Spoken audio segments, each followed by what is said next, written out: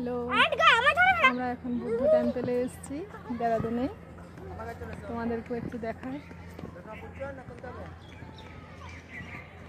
Back camera করি তাহলে ভালো দেখতে পাওয়া যাবে।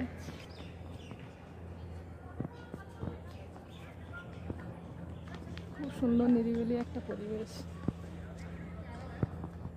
আজ ভাইফোঁটার দিন, ছেলেমেয়েরা সকাল সকাল ফোঁটা দিয়ে নিল, যে আমরা একটু বেরিয়ে পড়লাম।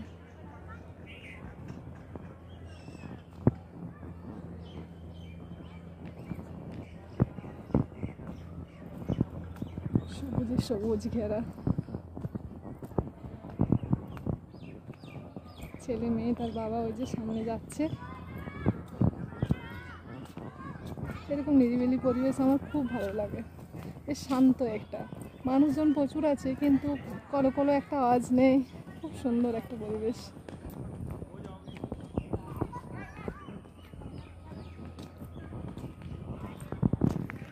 চল, বাই।